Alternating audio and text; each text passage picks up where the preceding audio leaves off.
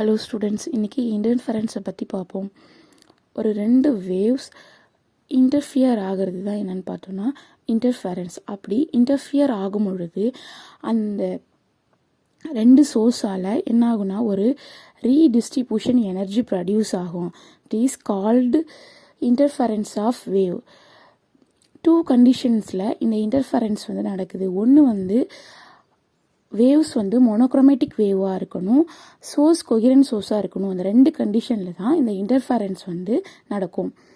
Then types of interference 2 types இருக்குது. Constructive, டிஸ்ட்ரக்டிவ்ன்ற 2 types இருக்குது. கன்ஸ்ட்ரக்டிவ் இன்டர்ஃபரன்ஸ்னால் 2 வேவ்ஸுமே சேம் டைரக்ஷனில் இருக்கும். சேம் டைரக்ஷன்னா இப்போது அப்பர் டைரக்ஷனில் ஒரு வேவ்ஸ் இருக்குன்னா இன்னொரு வேவ்ஸும் அதே சேம் அப்பர் டைரக்ஷனில் இருக்கும். அதே மாதிரி டவுன்வர்ட் டைரக்ஷனில் இருக்கும். இப்படி சேம் டைரக்ஷனில் இருந்துச்சுன்னா அதுக்கு கன்ஸ்ட்ரக்டிவ் வேவ். டிஸ்ட்ரக்டிவ் வேவ்னா ஆப்போசிட் டைரக்ஷனில் இருக்கும். ஆப்போசிட் டைரக்ஷன்னா இப்போது ஒரு வேவ் அப்பர் டைரக்ஷனில் இருக்குன்னா அனதர் வேவ் டவுன்வர்ட் டைரக்ஷனில் இருக்கும். அதுதான் டிஸ்ட்ரக்டிவ் வேவ். தேங்க்யூ.